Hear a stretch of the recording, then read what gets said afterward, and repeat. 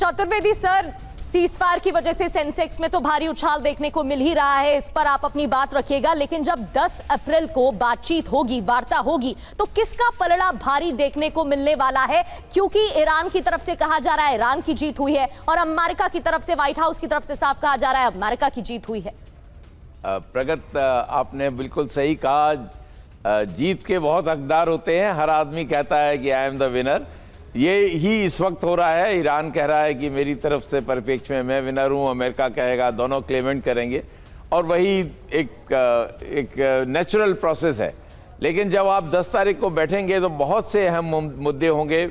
मैं नहीं समझता कि इतना आसान होगा इसमें समझौता करना। बातचीत चर्चा के दौरान भी बहुत ही गर्मियाँ आएंगी और हम सबको उसके कुछ सुनने को मिलेंगे। अगर आप देखें तो जो मिनिमम जो चीज़ें हैं, एक तो यूरेनियम एनरिचमेंट वेपन ग्रेड नहीं होगा, ये अमेरिका की शर्त होगी। बैलिस्टिक मिसाइल प्रोग्राम को ख़त्म करना, एंड नॉन स्टेट एक्टर्स, वो सब हौती, हमास और हिजबुल्लाह को, उनको फंडिंग वगैरह, और उनको अलग से, ये 3 मेरे ख्याल से ऐसी होंगी जो नॉन नेगोशिएबल हैं। और ईरान की तरफ से तो बहुत कुछ है जिसमें आप सोचते हैं कि नो वॉर अगेन, मतलब गारंटी उसकी चाहते हैं।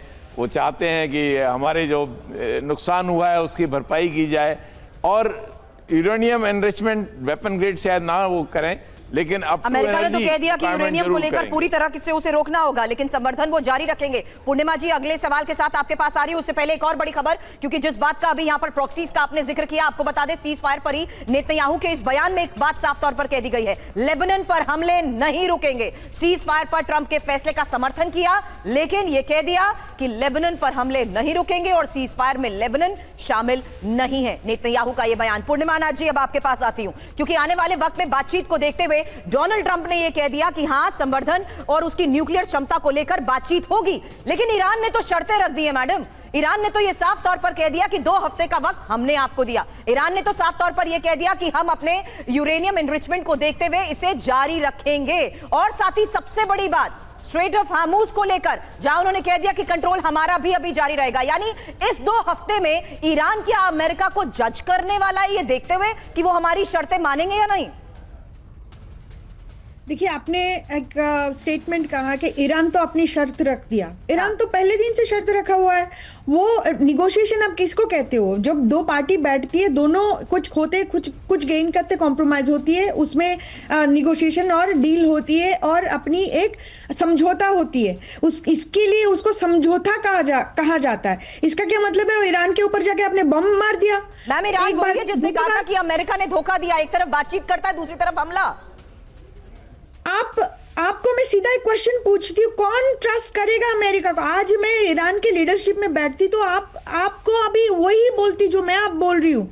मैं अमेरिका में बैठ के अमेरिका की पॉलिसी की निंदा कर रही हूँ, because it was unprovoked war, it was an illegal war from international law stand point and also domestic law stand point. आपने शर्त की बात की, इस शर्त में हॉर्मुज के बारे में कभी था नहीं पहले, या अभी जो रिमूवल ऑफ यूएस ट्रूप्स वहां से बोला था, वो पहले भी था। आप लिटरली सैंक्शन लिफ्ट कराइए, वो पहले भी था। आप वहां पे हमें कॉम्पेंसेशन दे, हमारे ऊपर जो नुकसान हुआ उसके लिए कॉम्पेंसेशन दे, हमें रिपेरेशन दे, उसके बारे में पहले भी बात किया गया था।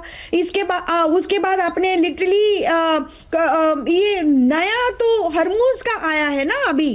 तो मेरा क्वेश्चन आपको ये है, ये युद्ध में अमेरिका को मिला क्या है और अमेरिकन को क्या मिला है?